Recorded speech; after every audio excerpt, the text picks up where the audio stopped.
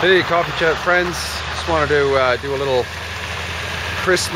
Merry Christmas video here from the wild mountains of northwestern North America here. As you can see, the sun has parted a bit and you can see a bit of snow on the mountains. And surprisingly, it's been an extra warm season, I think, this year. We haven't actually got any snow cover to speak of, and you can still see some green grass there. If you see to the east, though, it's all cloudy still.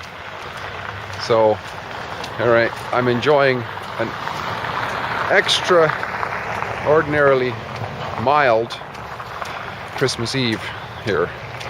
So I'm going to talk a little bit about Christmas and hopefully give as best a Christmas greeting as I can. I'll just get this thing turned around and set up.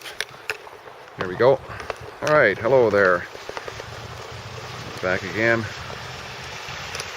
Okay, so Christmas. Merry Christmas, first of all, before I get into a coffee chat about Christmas. I've done a few of these over the years. This one's a little bit more, well, it's just a bit different again, I guess. I would say that Christmas has certainly religious values for many people, as the name would suggest. Christ and the Mass, the sort of the meal of Christ. It's a celebration, it's a feast of Christ, right? It's Christ is the icon of Christianity, which is very big in this part of the world, I would say. It also has pagan origins, of course, because even any learned Christian will admit that Jesus Christ, the purported Jesus Christ, was not born on Christmas Day. This was something that Christianity adopted, a pagan feast. So it was winter solstice, basically, shortest time of the year. Well, it's when people are mostly, northern hemisphere anyway, people tend to be more blue maybe. Days tend to be dreary. Not so much today, but they can be. They can be dark, cold, and very short. Here the days are less than 8 hours of daylight right now.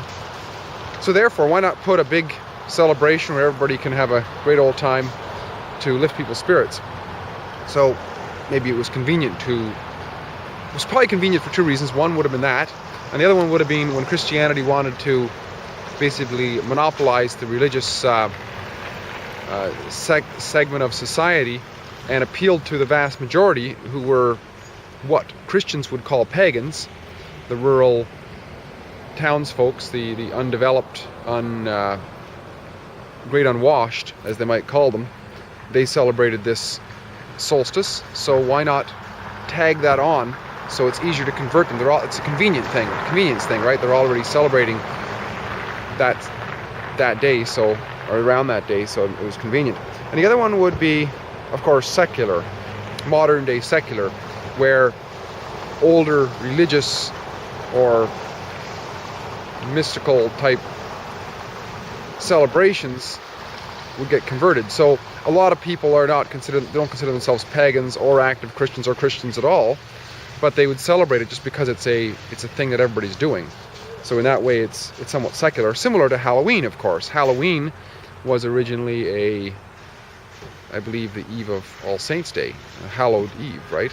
So it was something that was celebrated by certain Christians probably, and now it's just a secular, goofy event for young and old. Now, I would say that the benefits, no matter what is the motive for the Christmas day, what is the origin of one's approach to it, doesn't really matter in some ways, because it is an opportunity. First of all, it's a holiday in most westernized countries, so it's a time to kick back, to slow down, to eat and get fat, basically. And of course that has its benefits as well, because in colder times we often will eat more fatty foods, because with greater metabolic effort we give off more heat and we're more warm, perhaps, right? But we have the chance, when we slow down, to visit, to share, to chat, to share goodwill, to come together rather than compete. So often we can meet just on the level with whoever in our Christmas events. Typically it's with friends and family, but whoever we meet, we can have this sense of, I notice that people will have an upbeat sense to them of saying hello and whatnot. And of course, another thing that it has is a historical significance of remembering friends and family. As an example, in the family that I grew up in, it was a large family, originally, many siblings. Well, we're all over the place now.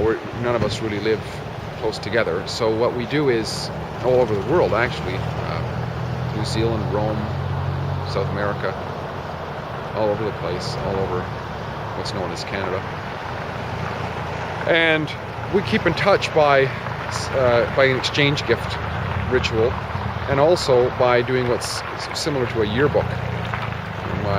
One of my oldest sisters, she puts together this thing every year where we're all invited to send in contributions of pictures and little stories and this sort of thing to either highlight our year or to tell a story, a historical story about the family, which is always very interesting.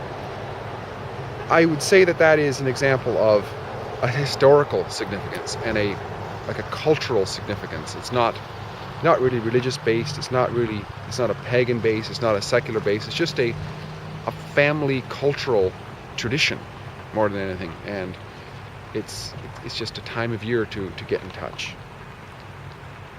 Once again, I think Christmas is. I should have thought maybe what my